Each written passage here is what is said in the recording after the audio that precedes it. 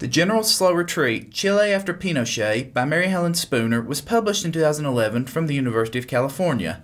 It covers the ending of Augusto Pinochet's tenure as head of state of Chile until his death in 2006. The book shows the Chilean return to democracy through the major players and the influence Pinochet had during this time. The book is good for anyone who wants to know about either Pinochet, post-time in power, or early years of Chilean democracy. One of the greatest strengths the book has is that it is very recent. Sources for the book consist mostly of interviews. The book has a Bob Woodward type feeling of being in the room watching the major players. Even though he is a major player in the book, the reader actually learns little about Pinochet personally. The book seems to give the impression of him as a very private man who had a love of books and maintained a soldier's mentality his whole life, while also displaying a cunning side and avoiding having to stand trial. Also, anytime he would be interviewed, he would only make himself look bad. Even the museum his supporters made in his honor only has the essentials, such as breath mints, his uniforms, shampoos and soaps, and toy soldiers. The book is definitely in favor of the Chilean democracy and only presents the viewpoint of the military and Pinochet supporters as unfavorable. The book shows men and women who took their roles in their return to democracy seriously and were competent. Two of the governments the book is particularly fond of are Patricio Aylwin's and Michelle Bachelet's. Aylwin's was the first democratic government after Pinochet, and Bachelet was the first female and the fourth president. It also mentions how at least one person in each of the governments had in some way been affected during Pinochet's regime, some of whom had lost their relatives, yet they still had to deal with the man. The book credits the leaders of Chile for being able to prevent Pinochet from launching another coup during the first 8 years of democracy. The book also features the attempt to bring Pinochet to trial for human rights crimes. However, due to an amnesty law that, while giving him and others some protection, still left time for them to be prosecuted. This will be elaborated on later. The author, Mary Helen Spooner, is a journalist who has been working in Latin America since 1977. She is also the author of Soldiers in a Narrow Land, The Pinochet Regime in Chile, which could be considered a prequel to this book. Divided into 3 parts, the book starts out with a history of the presidential palace, which is called La Mondia. It mentions how, from the coup in 1973 until 1981, it remained a shell of its former self until Pinochet made it his headquarters. During his occupancy, the building was repaired and a bunker was added, but it remained, according to Spooner, an architectural eyesore and a sad reminder of the country's democratic history.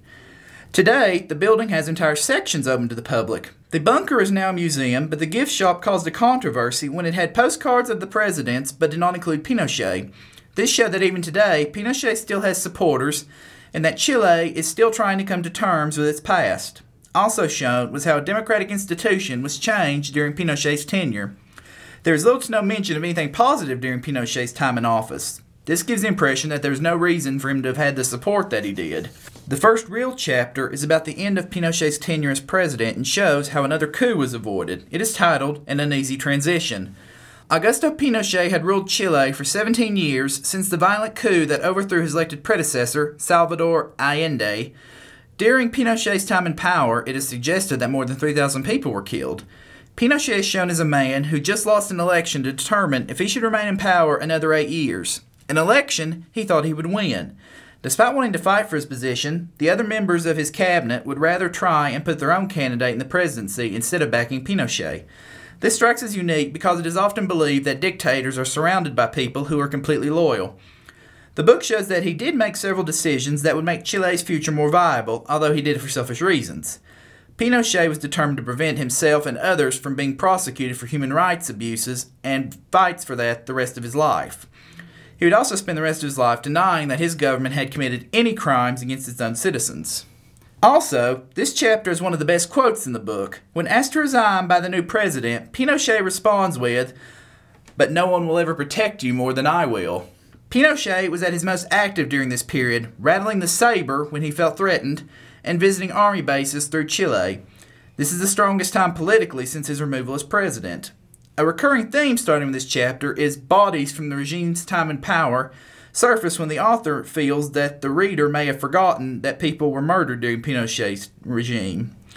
The chapter also covers other challenges to the new democracy, such as the ultra-left using terrorism. During the first term, Pinochet hated Defense Minister Rojas, that was to be his superior. Several times, Pinochet tried to have the defense minister removed, but was unsuccessful. Already, this is showing that Pinochet and the army would have to begin answering to others. The second part of the book is entitled Building Democracy. The second post-Pinochet president is featured prominently. The president, Eduardo Frei, decided not to try and challenge Pinochet's position in the army. This proved to be wise, as Pinochet was much less of a problem during this time frame. Also, Pinochet was close to retirement, which would occur at the end of the presidential term. During the Frei administration, Pinochet got along much better with the new defense minister, Eduardo Yoma. While his job was the same as it was under Rojas, Yoma had much more success with Pinochet than his predecessor. The book shows that throughout these years, the Chilean government was able to resolve more of the problems left over, such as the human rights violations and laws from the Pinochet regime. The third and final section of the book is called Consolidating Democracy. The section covers the presidencies of Lagos and Bachelet, and Pinochet's arrest in Britain and his final years. The final years of the Frei administration are also covered.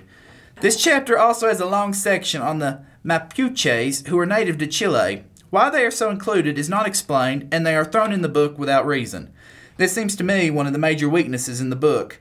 When he retired as commander of the army, Pinochet took the lifetime Senate seat he had reserved before he lost his job as president.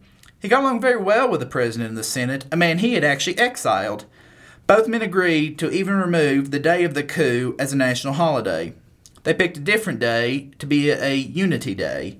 In 1998, expecting nothing, Pinochet went to Britain to meet with a company that sold weapons to Chile and have a hernia operation. While there, Pinochet was held under house arrest. This was because a judge in Spain, who was investigating Spanish citizens who had been killed during Pinochet's tenure, found out where he was and contacted Interpol. The book gives more details on this. In Chile, there was an uproar. The political right in Chile was furious that Pinochet had been detained. Pinochet supporters traveled to London to express outrage at his imprisonment. Even former Prime Minister Margaret Thatcher, who was grateful for Pinochet's support during the Falklands War, was against his detainment. The Frei government held that if he was to be tried, it should be in Chile. While Pinochet was gone, and many of his judicial appointments near retirement age, the government began a program of judicial change and reform. The judiciary was one of the last holdouts of the old system. Also during this time, many documents that contained evidence of the human rights abuses were revealed. An example of abuse was the military considered auto theft an executable offense. Other countries began to file extradition requests on Pinochet, although they mostly covered the death of one person. President Frei spent his time reestablishing his authority and even attended meetings of the military. Pinochet was attempting to fight extradition and frequently claimed his health was very poor or his memory was failing. In March 2000, after returning to Chile, Pinochet was granted the position of ex-president, giving him immunity. In exchange, he resigned his Senate seat. This was the end of any real power Augusto Pinochet had in Chile. However, a way was found around his 1978 amnesty law by calling people who disappeared during his tenure as kidnapped. This was a change from prosecutors choosing to not try and bypass that law, since to them there were plenty of other crimes since then. Pinochet was kept almost frequently under house arrest during the presidency of Ricardo Lagos, a man who the book implies Pinochet might have tried to have killed. Pinochet avoided court by either faking illness or he actually was ill. It is unknown for certain. However, an interview he made in Miami was used against his argument of mental incompetence. This showed what might have been the end of Pinochet's cunning streak of avoiding court. Despite frequent failures to have him stand trial, Pinochet's detainment, house arrest on foreign soil, is considered to be a watershed in legal history. Unfortunately, the book does not seem to give much attention to that detail. During the presidency of Michel Bachelet, whose family had suffered during Pinochet's tenure, the former dictator died on December 16, 2006. He died without ever being convicted of crimes committed during his years in power.